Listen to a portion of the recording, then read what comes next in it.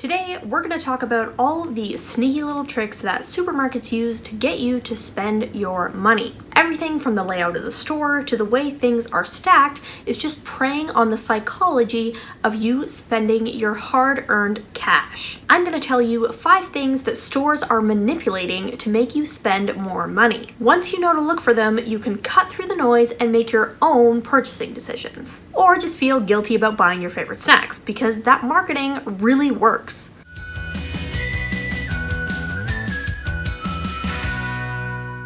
Welcome to the Ready Set Life YouTube channel. My name is Brittany and I am a millennial financial coach who makes videos all about taking the fear out of finance. Make sure to hit that like button if you enjoy this video and subscribe and hit the notification bell if you haven't already. I put out new videos every single Thursday and you don't want to miss them. Did you know that supermarkets are just stocked full, of crazy tricks and schemes to keep you in the store spending as much as possible? I think all of us know that we're being swindled by marketing. We're bombarded by Facebook and Instagram ads, billboards, and sponsored posts. But I don't think that any of us actually think we're being swindled. It's like, oh yeah, I know they're doing this just to get me to buy. I know it's an ad. But I make my own purchasing decision and I don't care about the marketing. And that's the crazy part. That's why it works. They make us think that it's our independent decision, when really we've been primed and funneled into making the choice that's best for the store. So, how the heck do they do this? Let's get right into the details. First, let's talk about the store entrance.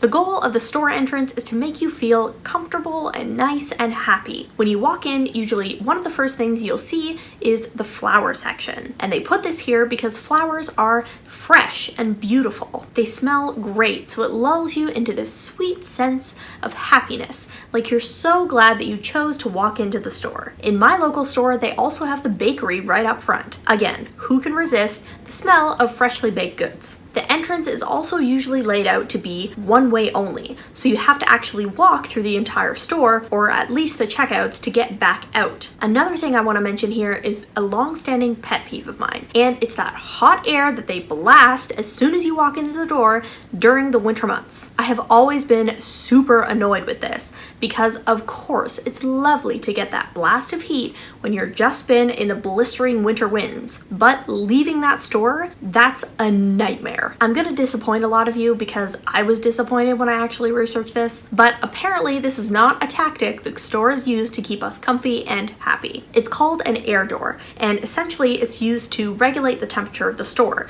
during times when the outside environment is very different than the inner environment. So this also works in the summertime with air conditioning. Here's a diagram I found explaining how it works from scienceabc.com. You can see that this blast of air works as a wall to kind of keep everything where it's supposed to. Anyway, not really the deception that you're here for, but I thought I'd debunk that one because it's definitely something that bothers me. Let's move on and talk about store layout.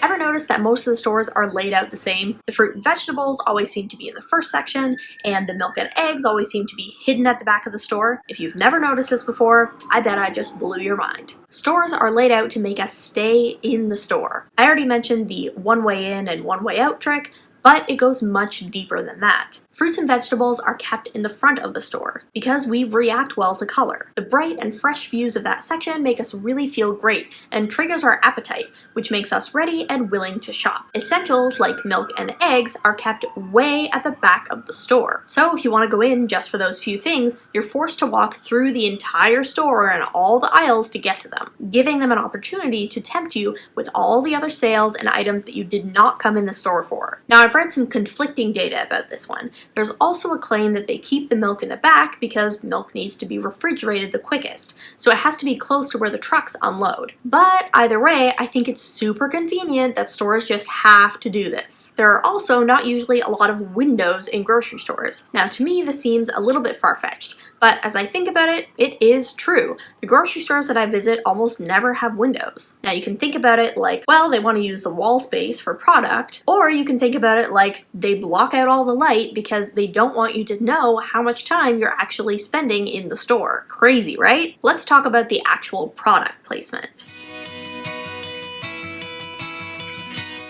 Did you know that shelving is also set out in a very specific way? More expensive brand names are placed at eye level, so they're the first thing that we see when we actually look at the shelf. Generic items are placed lower, so you need to actually make the extra effort of bending to get them. Products trying to attract children will be placed at their eye level, because it's much more effective having a child grab an item and begging to have it than it is to convince a parent that children need sugary snacks. Popular items are also placed in the middle of aisles, so even if you're going down that aisle for a specific product, you're tempted all the way down and back by the other items that are on the shelf. Aisle ends, or end caps, are paid for spots. I mean, most all shelving is paid for, but the end caps specifically are a hot spot for impulse purchases. They're very high traffic and get seen by a lot of people, so companies will pay extra fees to get their products featured on those shelves. That's why you'll often see specialty, new, or limited time only items sold there. Alright, this video is getting a little long, so let's do a speed round. Loyalty cards.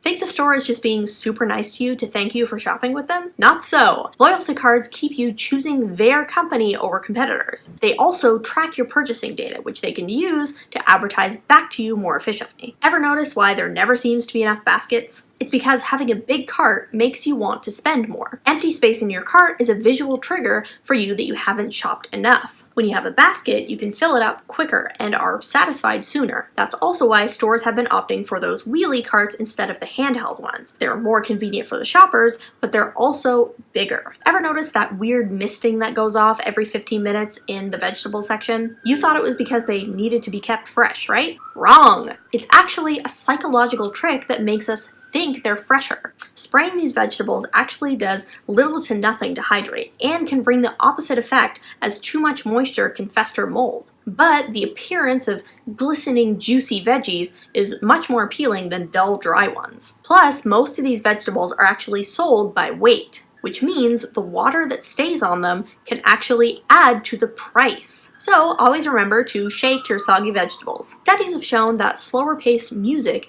keeps us calm and moving through the store at a leisurely pace, while loud, energetic music makes us want to move and get done. That's why when you go into grocery stores, they're usually playing mellow oldies instead of poppy radio hits. Remember, the more time that you spend in the store, the more opportunity they have to sell to you. I love a good free sample, but even those have consequences. Free samples make us feel indebted to pay back the store, especially if it's a good sample. It's probably not what you went in for at all, but I bet you're gonna buy it. Last but not least, let's talk about sales.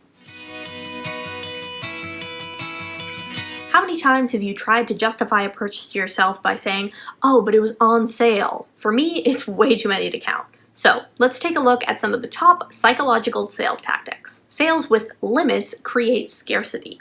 Even if you went in wanting 3, you say to yourself, oh, well, if there's a limit of 4, I better get all 4 then. I don't want to miss out. Red and yellow sale signs trigger our mind for action. They're brighter than the regular price signs, so it triggers our brain to something important. We've also been conditioned to understand that red or yellow means sale, so our eyes are directly drawn to those products with those labels, even if there's no sale at all. Sale stickers are often placed between sizes or brands. Customers will grab the wrong product, thinking that they're getting a deal, and then paying full price anyway. To get around all this, start saving your receipts. Maybe for a month or so, just to see all the things that you purchase on a regular basis. Know the regular prices of those items, so that when they go on sale, you'll know whether it's actually a good deal or not. You can also calculate the unit price of items based on how many are in the package, to see if the sale on smaller items are actually worth picking up, instead of going with the larger packs. Let me know in the comments down below if you found any of this super interesting just like I did. Are you gonna look at your grocery shopping experience differently now that you know everything that's going on behind the scenes? If you like this video, give it a like and subscribe with the notification bell turned on. Next week, I'm gonna be putting up a video all about pricing psychology. So if you were super interested in this deep dive, you definitely don't wanna miss that one. Until next time, I'm wishing you great financial health.